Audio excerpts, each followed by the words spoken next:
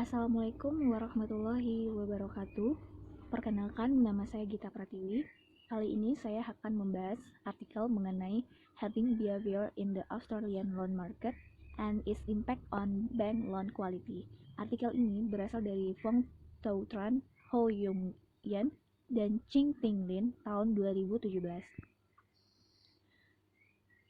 Langsung saja kita bahas mengenai introduction. Pertama, mengenai definisi hedging behavior. Hedging behavior atau perilaku sekumpulan atau perilaku kawanan merupakan suatu fenomena yang dimana seorang investor lebih memilih untuk mengikuti keputusan yang dibuat oleh investor lainnya. Jadi di sini investor cenderung membuat keputusan yang sama ketika mereka menghadapi satu set informasi yang sama atau keadaan yang serupa dengan investor lainnya. Tujuan dari artikel ini, berdasarkan hal tersebut, peneliti menyelidiki bagaimana dampak perilaku hedging yang dipengaruhi oleh kondisi ekonomi makro pada perbankan selama dan setelah krisis keuangan global atau Global Finance Crisis, yang dimana peneliti melihat terdapat berbagai karakteristik bank yang terkait dengan perilaku hedging, yaitu bisa dilihat dari sisi ukuran bank, efisiensi bank, dan kecukupan modal yang dimiliki. Berdasarkan literatur review, Jain dan Gupta 1987 serta Nakagawa dan Uchida tahun 2003 telah melakukan penelitian tentang perilaku hedging ini dalam berbagai jenis pinjaman kredit di perbankan Jepang. Mereka meneliti apakah ada perbedaan set informasi yang diproses antara berbagai jenis bank yang mengharuskan bank yang kurang informasi atau tidak memiliki informasi yang cukup untuk mengikuti bank yang lebih memiliki informasi banyak. Dan mereka menemukan bahwa bank yang daerah yang kurang memiliki informasi cenderung meniru bank kota yang memiliki banyak informasi. Sedangkan bank kota ini mengikuti bank kredit jangka panjang dan bank kepercayaan mereka yang memiliki lebih banyak informasi daripada mereka yang punya. Metodologi pada artikel ini menyelidiki bagaimana dampak perilaku hedging yang dipengaruhi oleh kondisi ekonomi selama kondisi ekonomi Global Finance Crisis dan setelah kondisi keuangan Global Finance Crisis. Data pada penelitian ini yaitu data pinjaman bulanan tahun 2002 sampai 2011 yang diperoleh dari Australian Prudential Regulation Authority atau APRA. Sampel yang digunakan berjumlah 59 perbankan Australia. Hedging ini diukur menggunakan LSV dan FHW.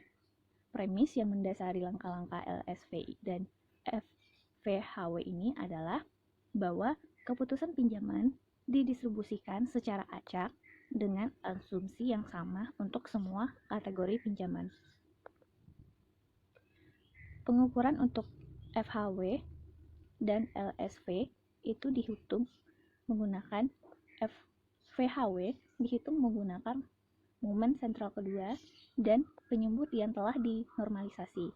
Sedangkan LCV menggunakan momen absolut pertama dan penyebut yang tidak dinormalisasi. Akibatnya, VHW sering dianggap memiliki sifat statistik yang lebih diinginkan.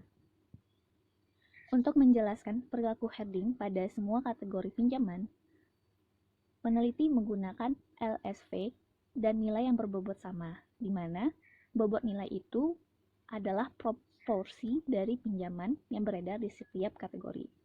Sedangkan untuk pengukuran memeriksa hedging bank pada kondisi makroekonomi, risiko pasar, dan karakteristik industri bank, peneliti memperkirakan regresi deret waktu VHW pada serangkaian variabel makroekonomi, premi risiko pasar, dan variabel spesifik bank. Selanjutnya, peneliti melakukan regresi terhadap aset bank yang mengalami penurunan pada VHW tertimbang untuk menyelidiki efek hedging ini terhadap kualitas pinjaman. Hasil dari penelitian ini terdapat tingkat hedging pada semua kategori pinjaman bervariasi antara 3,8% dan 8,7% dari total pinjaman selama periode sampel. Selama krisis keuangan global finance krisis, tingkat harding yang dominan yaitu pada pinjaman rumah, dan ini bervariasi secara negatif dengan pertumbuhan PDB real dan biaya pendanaan. Perilaku harding itu bersifat countercyclical, di mana meningkat selama global finance crisis pada tahun 2007 sampai 2009 dan awal krisis euro pada tahun 2011. Sebaliknya, tingkat harding cenderung rendah sebelum global finance krisis atau sebelum adanya kondisi keuangan global yang krisis pada tahun 2004 sampai tahun 2007 dan pada tahun 2009 sampai tahun 2010. Harding ini berhubungan positif dengan risiko pasar yang meningkat atau menurun selama penurunan ekonomi atau kenaikan ekonomi. Kecukupan modal juga mendorong terjadinya harding. Selain itu, harding berhubungan positif dengan aset yang mengalami penurunan nilai dan berhubungan negatif dengan kualitas pinjaman. Kesimpulannya, peneliti menemukan harding pada umumnya berkaitan dengan keputusan pinjaman pada perbankan Australia, yang mana cenderung meningkat selama periode kontraksi dan menurun selama periode ekspansi. Berdasarkan 6 jenis pinjaman, pinjaman perumahan memiliki harding yang sangat tinggi dan lebih sensitif terhadap kondisi ekonomi makro. Harding pada bank bervariasi positif dengan ketidakpastian pasar, dan harding dalam keputusan pemberian pinjaman dikaitkan dengan tingkat aset yang mengalami penurunan. Hal ini menunjukkan harding dapat mendistorsi peran yang didelegasikan bank dalam memantau kualitas pinjaman. Sekian presentasi artikel dari saya. Assalamualaikum warahmatullahi wabarakatuh.